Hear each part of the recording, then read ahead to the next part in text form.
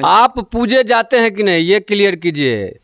ये तो गुरुनाथ की कृपा है कि हम उनके शरण में आकर के पूजे जा रहे हैं, और हम भी पासवान जाति दुसाध हैं, है ना। और क्या क्षमता है, सब लोग देख ही रहे हैं कि मैंने कोई किसी जाति बिरादरी को सब आके प्रणाम करते हैं। उसे कोई मान सम्मान गुण सिक्का दिया जाता है, किसी का चरित्र देकर को प्रणाम करते हैं। तो भक्ति में, मानस में, ग्रंथ में कहीं कोई ऐसा नहीं है। माता सबरी सवर कुल से आती थी, आदिवासी कुल में थी वो, और उनके यहाँ से बेर खा करके यह सिद्ध कर दिए कि मेरे अंदर कोई जाति की गत भावना नहीं है। राम ने माता सबरी को कहा कि जाति पात कुल धर्म बराई, धन बल परिजन गुड़ चतराई, भगत ही नर सोही कैसा, बिनु जल बारे देखे जैसा। मानस एक ऐसा ग्रंथ है, उसमें भगवान श्री राम दिखाए कि माता पिता के साथ कैसा संबंध होना चाहिए, भाई के साथ कैसा व्यवहार होना चाहिए, प्रजा के साथ कैसा व्यवहार होना चाहिए, गुरु और शिष्य के साथ कैसा व्यवहार होना चाहिए। मैं सर्वोत्तम कुमार आज एक ऐसे विषय पर मैं चर्चा करने जा रहा हूं जिनका कि साक्षात एग्जाम्पल बाबा मेरे बगल में बैठे हुए हैं। मैं आज इनसे बात करूंगा।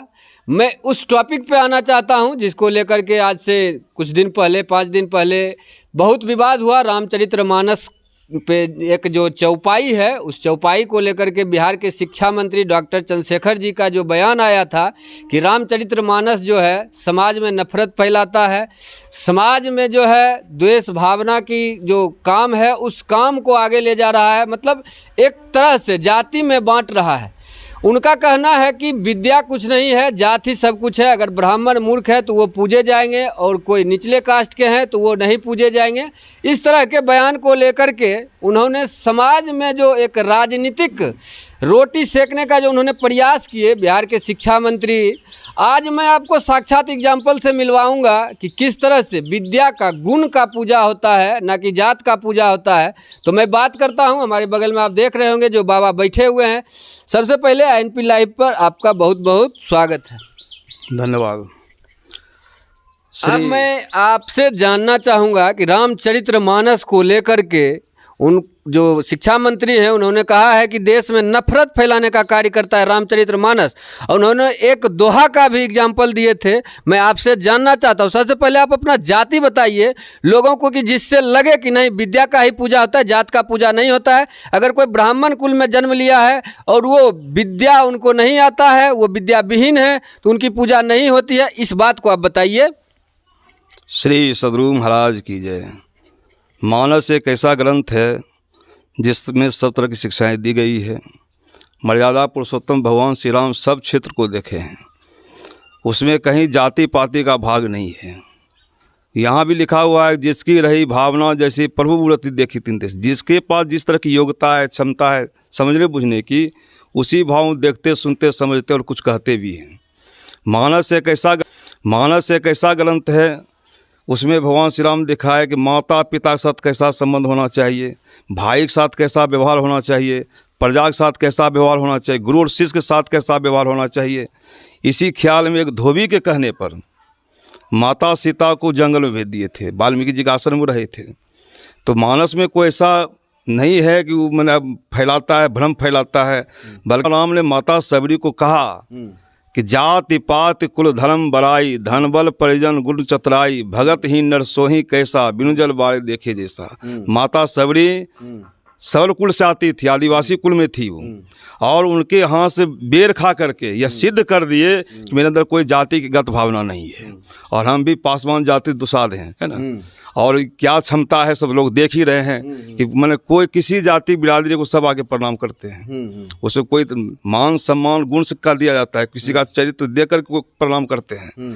तो भक्ति में, मानस में, ग्रंथ में कहीं कोई ऐसा नहीं है, गुण सिक्का दिया जाता है, किसी का चरित्र देकर को प्रणाम करते हैं। तो भक्ति में, मानस में, ग्रंथ में कहीं कोई ऐसा नहीं है जिसमें किसी का अपमान किया गया है ना। वो चाहे कुल चंडाल क्यों ना हो, जहाँ से विद्या मिल रही है। महाभारत में है, यदि शूद्र में गुण पड़े, ब्राह्मण का गुण शूद्र में आवे और ब्राह्मण वर्तमान नहीं हो, तो ऐसी दशा में शूद्र ने ब्राह्मण नहीं गिना जाएगा, है ना। सब इक्वल है, सब बराबर है।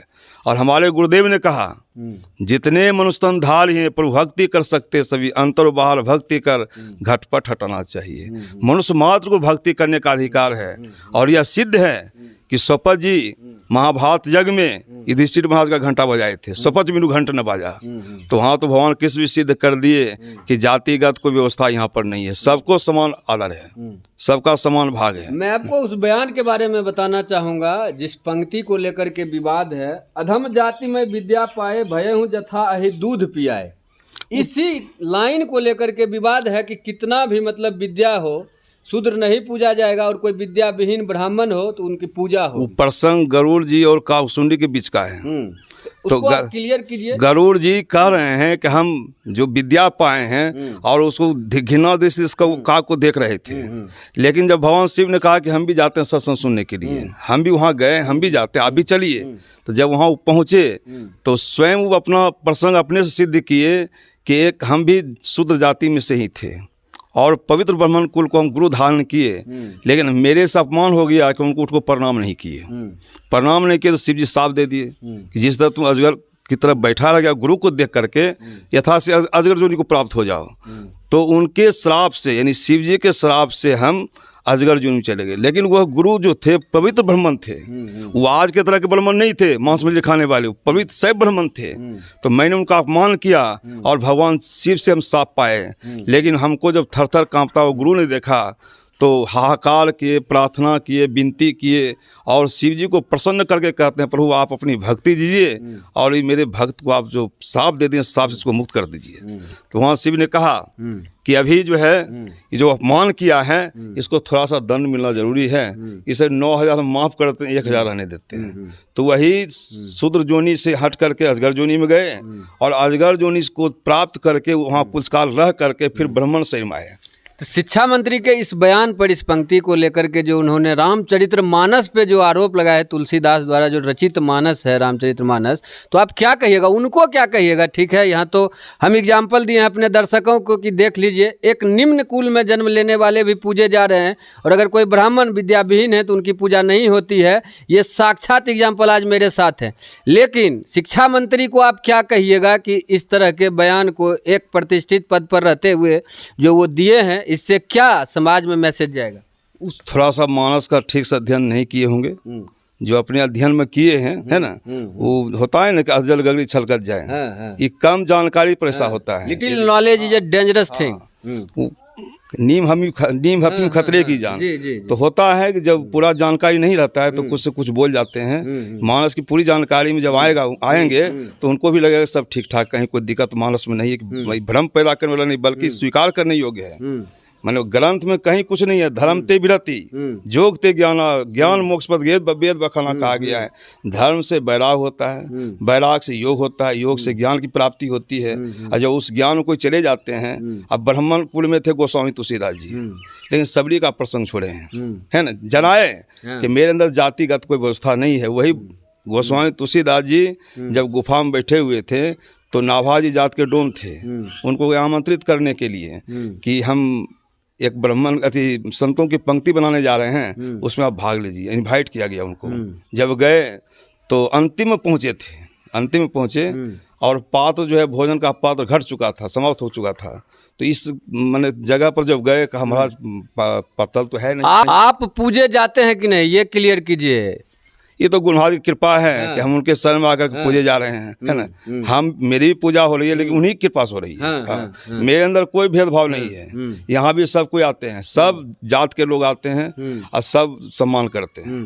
इसमें सब उनकी कृपा है, गुरुदेव की कृपा है। तो आप सुन रहे थे बाबा को, जिनका रोज सत्संग चलता है और ये अपने विद्या और गुण के कारण पूजे जाते हैं। लेकिन बिहार के माननीय शिक्षा मंत्री जी के द्वारा जो बयान दिया गया था, आज उस बयान को लेकर के मैं आपको साक्षात एग्जाम्पल बाबा के मुख से ही आपको सुनवाया कि विद्या ही पूजे जाते हैं, कोई जाति धर्म नहीं पूजा जाता है।